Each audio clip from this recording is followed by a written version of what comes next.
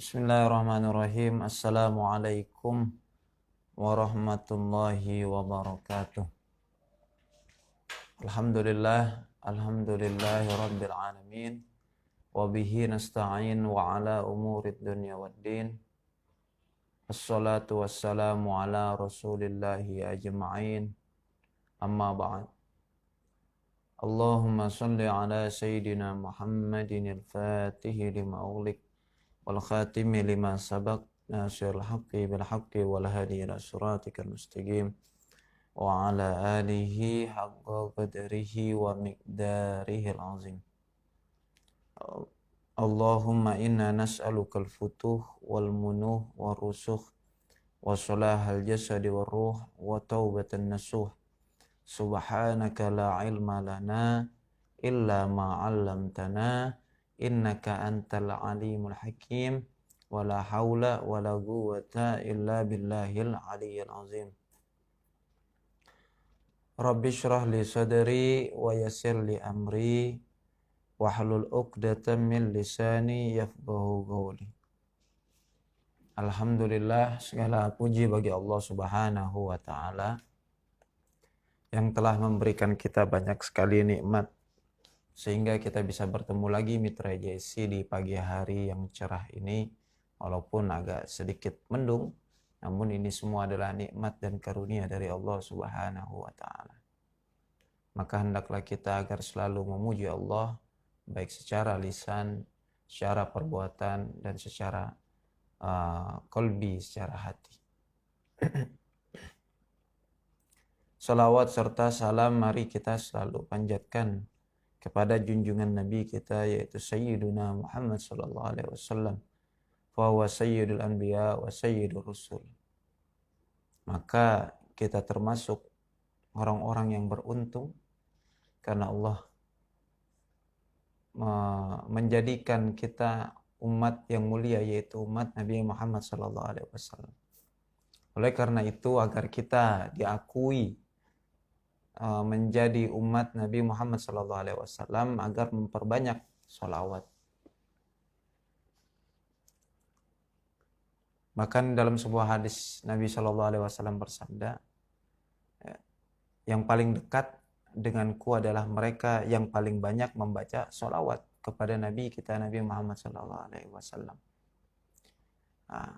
Hadis-hadis ini, anjuran-anjuran ini akan sangat sulit gitu bagi orang-orang yang di hatinya belum tumbuh keyakinan dan di hatinya belum Allah berikan hidayah, petunjuk.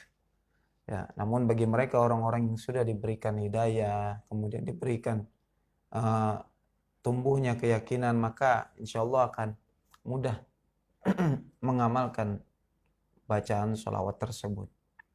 Karena apa-apa yang dinyatakan atau diungkapkan atau disabdakan oleh Nabi kita, Nabi Muhammad SAW, maka adalah benar adanya. Tidaklah Nabi SAW berkata ataupun bersabda melalui hawa nafsunya, namun itu semua dari bimbingan Allah Subhanahu wa taala. Oleh karena itu, sekali lagi hendaklah kita selalu melazimkan untuk membaca sholawat kepada Nabi Muhammad SAW. Mitra JC yang dirahmati oleh Allah Subhanahu wa taala, sebelumnya kita sudah membahas tentang masalah anjuran untuk menuntut ilmu, yang mana ini adalah sebuah makalah mungkin ataupun syair yang dibuat oleh Umar bin Wurdi. Nah, kita masih melanjutkan ke bait yang kedua. Kalau sebelumnya kita diperintah untuk menuntut ilmu, kemudian dilarang untuk bermalas-malasan, karena tidak ada kebaikan bagi orang-orang yang malas. Tidak hanya berbicara tentang soal ilmu kadang Mitra, namun seperti masalah rezeki gitu ya. Nah, ini minimal kita ikhtiar, kalaupun memang belum ada kerjaan, kita silaturahim ya ke rumah-rumah kawan, ke rumah-rumah orang-orang yang kita kenal gitu. Jadi jangan bermalas-malasan. Ini adalah penyakit remaja-remaja masa kini gitu. Mulai semenjak datangnya COVID, kemudian sekolah ini dirumahkan lah istilahnya gitu. Nah, banyak beberapa remaja, ya tidak semua gitu, beberapa remaja yang akhirnya bermalas-malasan di rumah gitu, dan belajarnya menjadi kurang maksimal gitu. Ya, yang mereka dibimbing tetap maksimal gitu, namun yang mereka yang tanpa bimbingan ini mengurangi kualitas gitu. Bahkan lagi demam gadget, game gitu kan. Nah, ini amat sangat miris gitu melihat generasi-generasi penerus kita selanjutnya, Mitra JC. Maka berikan kabar ini gitu, bahwasanya teruslah menuntut ilmu, jangan bermalas-malasan, karena tidak ada kebaikan bagi para orang yang suka bermalas-malasan. Maka dilanjutkan di bait kedua, Bismillahirrahmanirrahim, wala taqul qad dhahabat arbabuhu kullu man saru 'ala darbi wa sholat. Maka janganlah engkau mengatakan sungguh telah tidak ada lagi pengajarnya atau teman-temannya. Ini hanya alasan orang-orang yang malas gitu. Sono belajar gitu, waduh nggak ada yang ini nih. Misal orang tua nyuruh udah sono belajar dah gitu, atau kerjain PR. Oh nggak ada, anak-anaknya nggak ada yang pada ngerjain PR. Atau nggak ada gurunya, wah ada aja berbagai macam alasan gitu kan. Kullu man saro 'ala darbi wa sholat. Karena setiap siapapun itu yang berjalan pada jalannya pasti akan sampai gitu. Maka tidak ada alasan sebenarnya gitu. Baik dalam bidang apapun, dalam hal apapun. Sono kerja, waduh nggak ada yang buka lamaran gitu. Kalau andai kata kita bersungguh-sungguh, kemudian kita memang mempunyai niatan untuk bekerja, insya Allah ada, udah keluar aja dulu. Sebenarnya pekerjaan itu banyak gitu, nggak melulu identik tentang kerja di kantoran, enggak. Di pasar ya misal ketimbang jadi kuli-kuli angkut jadi gitu. Yang bisa otomotif bengkel ikut kawan jadi, atau jasa misal, enggak, yang mau bikin SIM, bikin KTP, memperpanjang STNK gitu. Jadi sebenarnya ini adalah hanya argumen orang-orang yang malas gitu. Selalu berbelit-belit.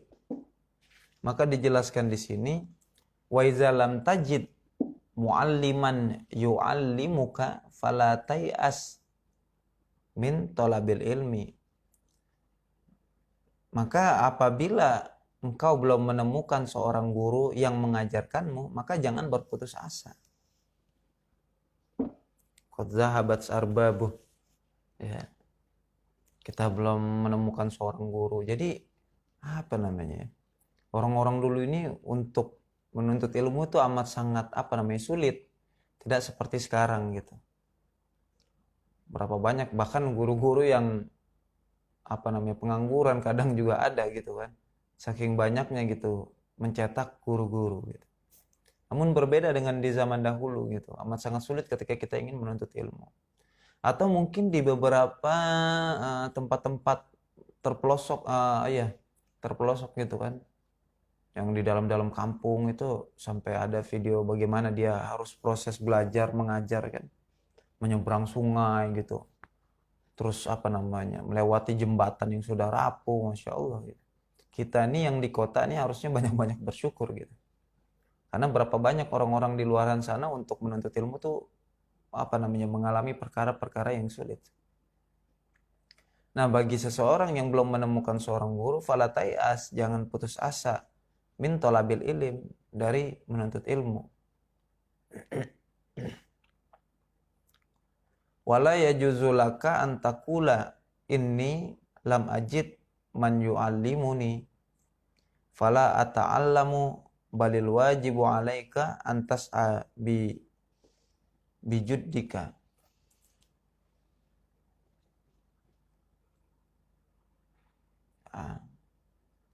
Dan tidak boleh bagi engkau untuk mengatakan sesungguhnya aku tidak menemukan seorang guru yang mengajarkan diriku, maka aku tidak mau belajar gitu.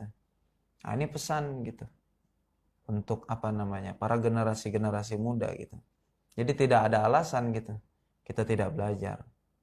Selama kita benar-benar mempunyai niat ya. Nah, niat itu kan muqtarinan bil fi'li gitu kan. Ada keinginan kemudian diiringi dengan perbuatan. Nah, memang kalau niatnya kuat, nah makanya tadi di awal apapun yang kita lakukan ya, guru saya sering mengatakan agar menguatkan niat gitu kan. Kalau sudah mempunyai azam, kuatkan azam tersebut gitu kan. Apa yang kita inginkan gitu, jangan setengah-setengah. Ingin menjadi pengusaha ya maksimal gitu. Carilah mentor, nah, seorang guru juga kan. Carilah komunitas gitu. Kalau mau belajar baca Quran, nah, cari gurunya. Mau belajar apalagi bahasa Arab, cari gurunya. Jadi tidak ada kata terlambat, tidak ada kata susah gitu. Ini kan sebenarnya seberapa kuat kemauan dan keinginan kita gitu. Maka ketika keinginan tersebut kuat, insya Allah Allah akan memberikan jalan. Faiza azamta fatawakkal 'ala Allah. Jikalau keinginan engkau sudah memiliki keinginan yang kuat gitu kan, maka bertawakallah, pasrah dirilah kepada Allah. Nanti Allah akan membantu untuk membukakan jalannya. Balil wajibu alaika an tas'a bijuddika hatta tajida mualliman yu'allimukal ulumal katsirah. Maka akan tetapi wajib bagi kita untuk berusaha dan terus berusaha dengan sungguh-sungguh, dengan kesungguhanmu. Sampai atau hingga engkau menemukan seorang guru yang mengajarkanmu ilmu-ilmu yang banyak. Pengen misalnya ya, kalau misalnya di kota tuh paling ya hijrah lah. Pengen taubat ketika hijrah, gitu melihat kawan-kawan sudah menjadi baik. Nah, pengen juga menjadi pribadi yang baik. Ini harus dikuatkan keinginannya gitu. Kita tinggal mencari, kayaknya udah bosen gitu hidup seperti ini gitu. Pengenlah jadi orang baik gitu kan, orang benar, orang soleh seperti orang-orang. Nah, apa langkah pertama? Ya mencari seorang guru yang bisa membimbing. Apa dulu yang ingin kita pelajari? Al-Quran misalnya, tinggal dicari. Guru-guru Iqra, ya kan, guru-guru tahsin Quran, guru-guru tajwid itu ada sebenarnya. Tinggal bagaimana kita kan. Minimal di dalam satu masjid itu pasti ada lah. Masjid ya, itu insya Allah ada. Gitu. Sholat zuhur aja dulu gitu kan di masjid tersebut nunggu. Ntar tanya-tanya sama si marbot ada kegiatan apa aja. Kalau memang majelisnya dibuka setelah maghrib kita nggak bisa, tinggal bicara sama gurunya minta privat. Ini kan sebenarnya banyak. Gitu. Makanya rugi orang yang selama berpuluh-puluh tahun dia tidak menuntut ilmu dan kualitasnya ini tidak berkembang atau bertumbuh. Gitu. Sudah berapa tahun kita habiskan umur kita untuk perkara yang sia-sia. Tahu-tahu udah tinggal tua, waduh belum bisa baca Quran, mimpin tahlilan gak bisa, jadi imam kagak bisa, waduh perkara ini. Tahu-tahu udah umur 30 tahun, ya. Harus menikah, suruh jadi imam, peletet-peletet, ya gak bisa, wah puyeng udah. Suruh baca Quran sama mertua kagak bisa. Ini perkara ini. Ya, jadi yang ada ntar an-nadamah gitu, penyesalan. Jadi harus sungguh-sungguh tadi sekali lagi kita kuatkan ya enggak keinginan kita gitu. Kalau memang udah bekerja, isilah waktu luang itu ya jangan untuk nongkrong di tempat-tempat tidak jelas gitu. Duduklah di majelis-majelis ilmu. Ya. Kalau memang belum bisa ngaji, belajar ngaji dulu. Jangan ada rasa malu. Walaupun sudah tua, kalau misalnya memang belum biasa gitu kan, ya udah mintalah privat. Jangan sampai ntar ya tadi kita banyak beberapa yang Bang J temukan gitu orang-orang tua yang selalu banyak memberikan wasiat atau pesan. Aduh Jay jangan kayak kita gitu kan. Udah tua baru mulai, udah tua baru mau benar, telat nih. Ya, cuman kata aneh, udah nggak ada kata terlambat lah. Gitu. Ya, kata terlambat itu hanya bagi orang-orang yang lemah gitu. Tidak ada kata terlambat. Kita terus mulai, walaupun hari ini gagal, besok mulai lagi, besok gagal, besok lagi mulai lagi, terus saja. Ya, tidak ada kata terlambat, tidak ada kata gagal. Maka di sini dikatakan falatai as, tayas itu putus asa. Jangan sampai kita tayasu. Ya, yayas, aliyasu. Ya, jangan sampai kita berputus asa, karena pada karakter-karakter setan yaitu adalah putus asa. Nah, jadi kita kalau bisa berusaha bersungguh-sungguh, ya nggak sampai kita menemukan guru yang mengajarkan kita ilmu yang banyak. Kalau memang sudah belajar Iqra, ya udah belajar Quran, kita minta lah sama guru tersebut untuk mengajarkan bagi kita perkara-perkara sholat, perkara wudhu gitu. Ini banyak diremehkan di akhir zaman. Ya, hal-hal seperti ini, ilmu-ilmu fikih sudah mulai langka. Masalah sholat, ya kita belajar wudhu yang benar tuh seperti apa gitu, rukun-rukun wudhu tuh apa saja, sunnah wudhu tuh apa gitu, kita pelajari secara mendalam gitu. Ya kalau saja dunia kita pelajari dengan sungguh-sungguh, apalagi akhirat gitu, yang mana akhirat ini adalah bekal untuk kehidupan yang sesungguhnya gitu kan.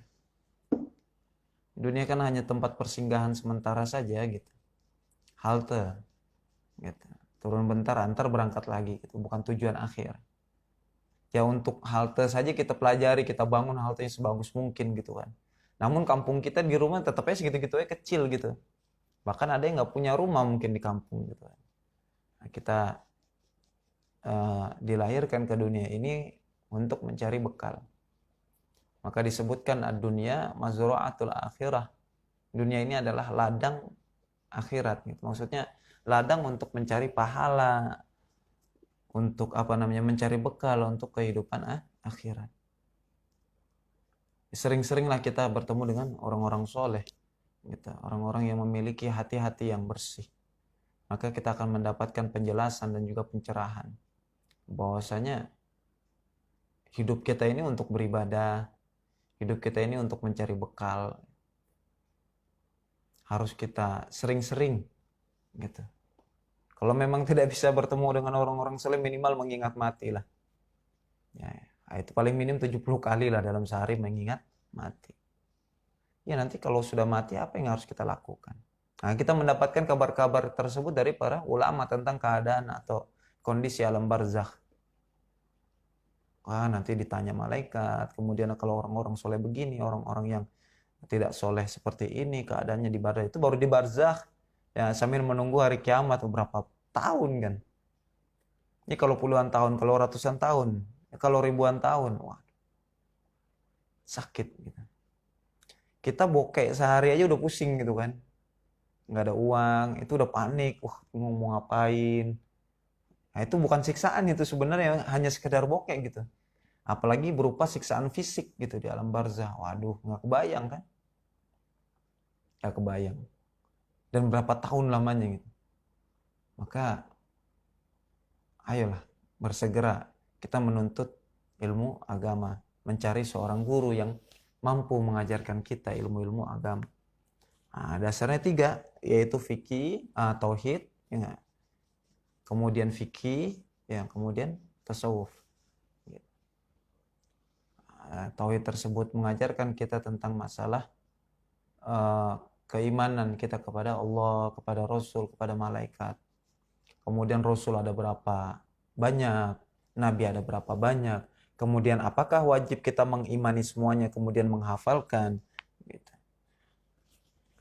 Kalau sudah mengimani, ya kan, kemudian kita mendapatkan riwayat-riwayat tentang cerita-cerita dari para nabi-nabi tersebut gitu kan, yang ditulis di Al-Quran maupun di dalam hadis. Nah, karena kita sudah meyakini, nah itu modal awal tuh, mengimani bahwasanya nabi ini benar gitu. Maka ketika terjadi pada nabi tersebut, kemudian mendapatkan nasihat-nasihat tersebut dari nabi, misalnya Nabi Isa, Nabi Musa gitu kan, nabi kita Nabi Muhammad SAW gitu. Nah, kita meyakini apa yang dikatakan oleh nabi-nabi tersebut, oleh para rasul. Kemudian juga ada beberapa nabi yang tidak tercantum di dalam Al-Quran. Nah, kemudian yang paling pertama tadi meyakini sifat-sifat Allah gitu kan. Sifat 20 yang kita harus yakini gitu. Kemudian Allah memiliki sifat jaiz, beriman juga kepada para malaikat gitu. Nah, di sekeliling kita nih ada malaikat gitu. Makanya apa tadi? Ya tuh apa, kita diwajibkan untuk menutup aurat gitu karena kita nggak tinggal sendirian. Kan berapa banyak baik pria maupun wanita gitu yang hari-harinya membuka aurat gitu. Ini jauh daripada malaikat gitu. Nah, kok bisa begitu? Kita lihat saja bagaimana riwayat ketika Nabi bertemu dengan malaikat Jibril. Maka dalam kondisi menggigil Nabi pulang ke rumahnya. Ya. Hanya Nabi yang melihat ketika itu. Karena ketakutan menggigil ya. Akhirnya kata Sayyidatina Khadijah Al-Kubra, ya, apa yang kau lihat gitu ya, makhluk gini-gini dijelaskan oleh Nabi. Akhirnya Sayyidatina Khadijah Al-Kubra melepas apa namanya, jilbab lah istilahnya ya. Ya, melepas jilbabnya. Masih lihat lagi nggak gitu kan? Oh udah nggak ada, udah pergi. Berarti dia malaikat. Karena malaikat apa tidak mau gitu untuk melihat aurat-aurat baik pria maupun laki-laki. Laki-laki maupun perempuan gitu.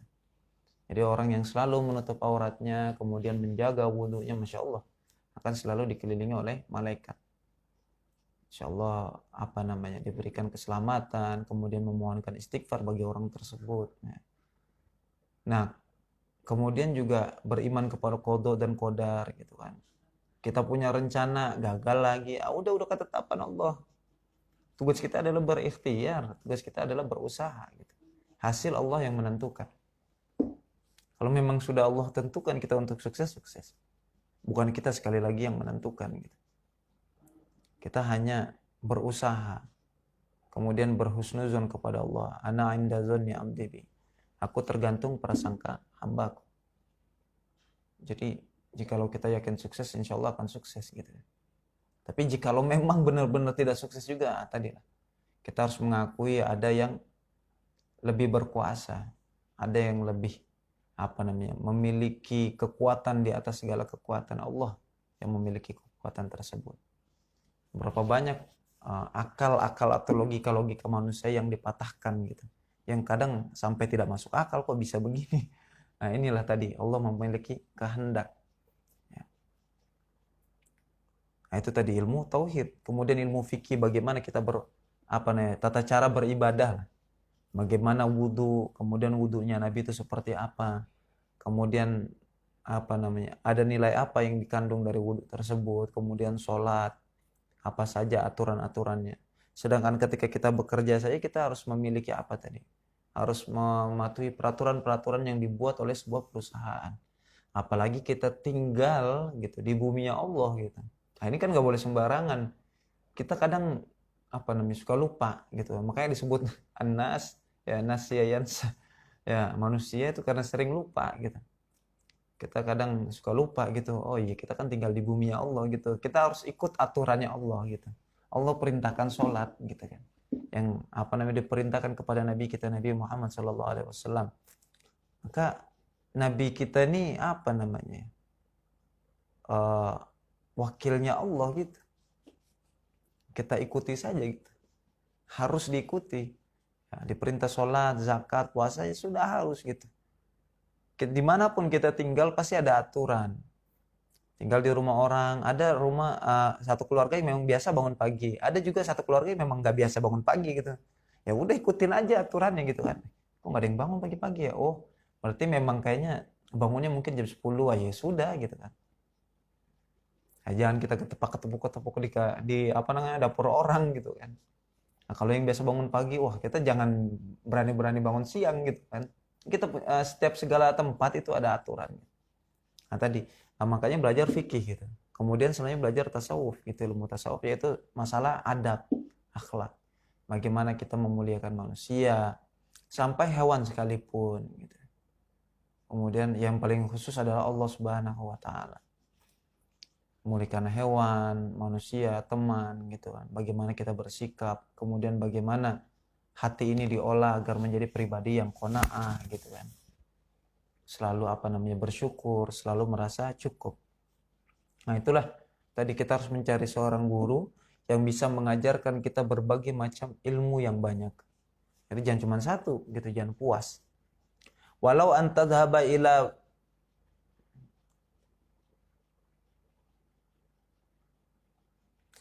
baladin akhara. Walaupun ya enggak, ketika kita mencari seorang guru itu kita harus pergi ke negeri lain gitu. Nah, ini kan makanya kita lihat riwayat-riwayat para ulama-ulama terdahulu gitu, itu kalau menuntut ilmu benar-benar jauh gitu kan. Misalnya tinggal di Jakarta gitu, itu ngaji ke Bandung gitu kan. Menuntut ilmu di Bandung, ntar dari Bandung kata gurunya udah pergi lagi ke Jawa Tengah, ke Semarang, mau berangkat lagi ke Semarang gitu. Kampungnya mah di Jakarta gitu kan, di Betawi. Ntar dari Jawa Tengah suruh lagi ke Sumatera, wah ya. Ini memang beginilah proses menuntut ilmu. Kalau memang di kampung tersebut tidak ada seorang guru, maka wajib ya hukumnya untuk mencari ke kampung sebelah.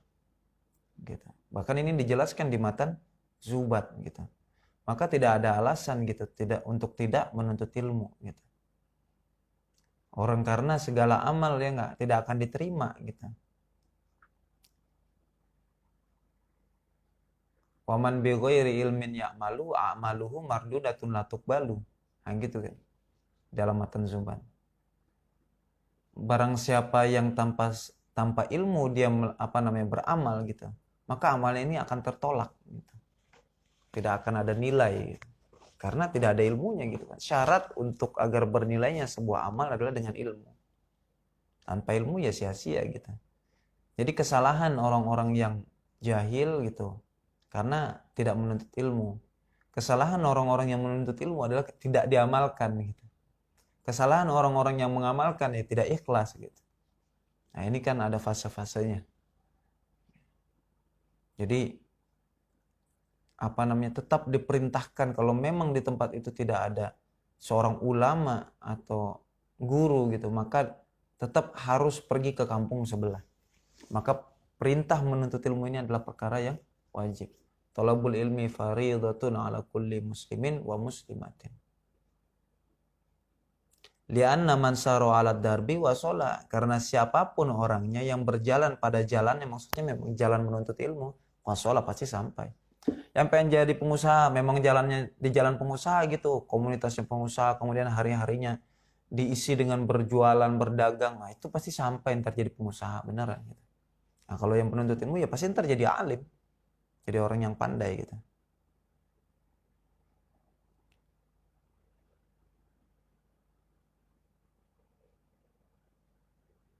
Wasala ila manjadda wasaro fi tariqihi nala ma'aradahu.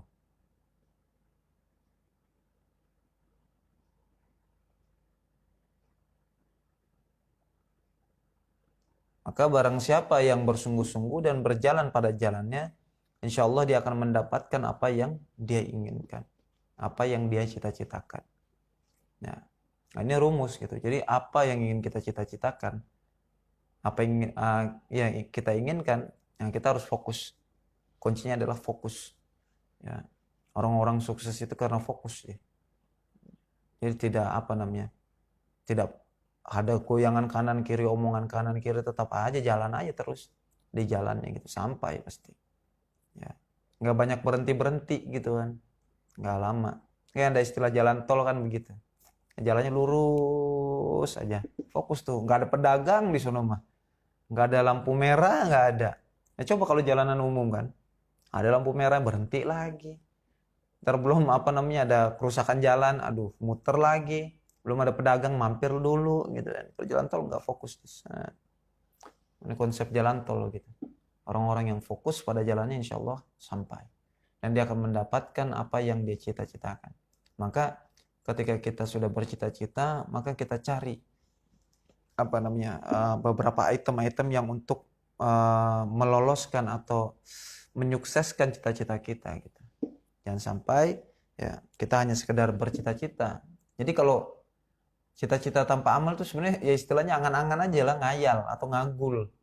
Ya, ngagul kalau kata orang tua itu ngagul. Ya. Jadi ngayal aja ngayal, ini bisa jadi. Ya harus direalisasikan gitu. Ya ini tulul amal namanya ya. Tapi kalau azam tuh jadi cita-cita gitu. Untuk jarak dekat. gitu. Dan kita menyesuaikan dengan kondisi kita gitu.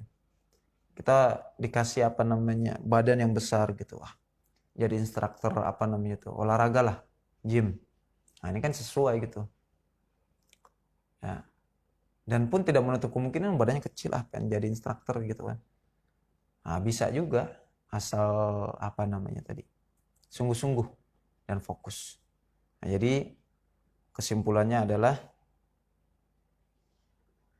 di bait ini adalah dilarang kita untuk berputus asa dari menuntut ilmu dan berhenti dari belajar ketika kita tidak menemukan seorang guru.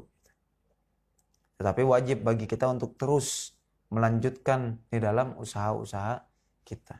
Ya, tidak ada kata putus asa, baik dalam hal apapun itu. Di sini mungkin dicontohkan tentang masalah menuntut ilmu, tetapi bisa kita kiaskan di dalam perkara-perkara lain. Masalah keuangan, pendidikan, kemudian apalagi hobi, nah itu bebas. Ya, ketika kita tidak menemukan apa yang kita cari, terus saja, terus dan terus ya. Kita gunakan waktu kita semaksimal mungkin. Ya, Mitra JC, Bang Jay kira cukup yang sedikit ini. Insya Allah kita akan lanjutkan lagi di pertemuan selanjutnya. Semoga bisa memberikan manfaat khususnya untuk diri saya. Allahu a'lam bishawab. Rabbi zidna ilman warzuqna fahman. Syukran katsiran ala ihtimamikum. Wassalamualaikum warahmatullahi wabarakatuh.